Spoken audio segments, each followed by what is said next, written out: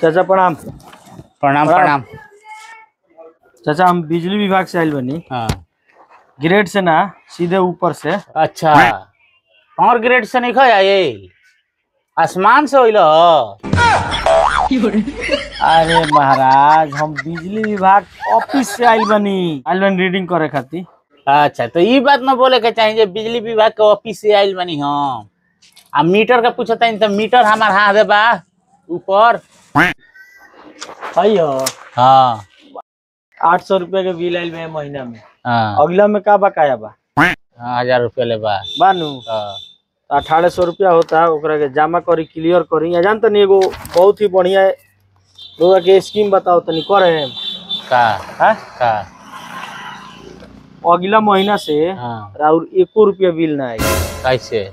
ओकरा खातिर कुछ प्रोसेस बा करे के पड़ी। अच्छा 2500 रुपया लागी। हाँ आ ओकरा बाद राउर आधार कार्ड पैन कार्ड आ खेत के रसीद हाँ जमा करी आ 2500 रुपया जमा करी। अगला महीना से राउर बिजली फ्री। हाँ हाँ 2500 रुपया लगी। हाँ होई ना लगी लागी ना ई भरे के बा। अच्छा ओकरा बाद हमेशा मतलब फ्री जरा ही एकदम देख ली ना तो हई भरी हम जाई लेट होता अभी दूसरो घर जाए के बा। ठीक बा तो का करे के बा कर दी। तो आधार कार्ड आ पैन कार्ड हाँ आ पैसा आ खेत के रसीद दी जल्दी फटाक दे। अच्छा ले आई लिया होता नहीं बैठी बैठी अली खेत के रसीद। अच्छा अली आधार कार्ड। हाँ हई बा हमरा लगे और सब नहीं खे। अच्छा आए थी जीरोक्स नहीं रख ले ना जीरोक्स नहीं खे। तो एकर तो फोटो खींचे के पड़ी। तो और काम हो गई हम में अटैच करवा देम। पैसा दी पैसा दी। पैसा कितना भइल? पैसा टोटल 4300 होता।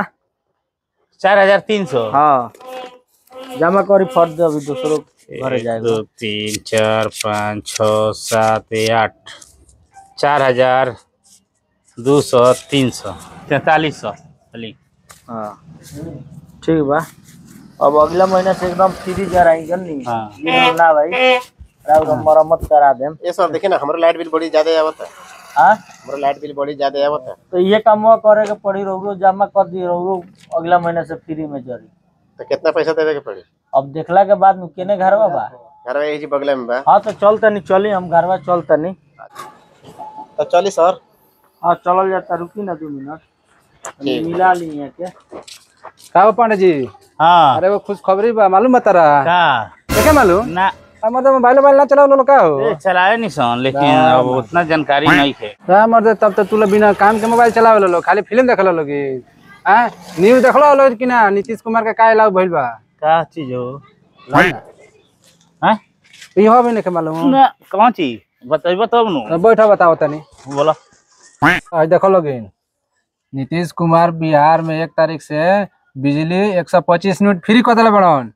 देखिए बिजली बिल को लेकर के एक बड़ा फैसला आया है। सीएम नीतीश कुमार ने एक बड़ा ऐलान कर दिया और उनका कहना है कि हम लोग शुरू से ही सस्ती दरों पर सभी को बिजली उपलब्ध करा रहे हैं। अब हमने ये तय कर दिया है कि 1 अगस्त 2025 से यानी कि जुलाई महीने के बिल से ही राज्य के सभी घरेलू उपभोक्ताओं को 125 यूनिट तक बिजली का कोई पैसा नहीं देना पड़ेगा और इससे राज्य के कुल 1 करोड़ 67 लाख परिवारों को लाभ होगा।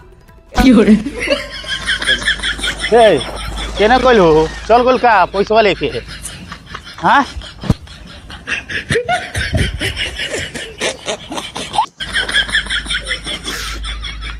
तो गोल चूना लगा के बताओ मर्दवा ये बतिया पहले बतैले रहो तो 4300 रुपया लेके वो चल गए। देखो तारा कहि देता ना बिल बिजली काटे वाला आई रहत आवत रसन बिजली बिल काटे खातिर सब मुहे माटी लेले बड़सन सुन के हैं अइया के चूना लगा के चल गइल साला। जेना तेना मछियाल घुमत रहत रसन कोई वही में के आगे तारा के ना चूना लगा के ये तो बात है देखो अब कान खोल के सुन लोगी 1 तारीख से पूरा बिहार में बिजली फ्री 125 यूनिट। अब कोनो के संग बोका मत बनियो लोगी हम तो आ गनिया तो होय बच गइल न त इनकरो से लेके ले जाई।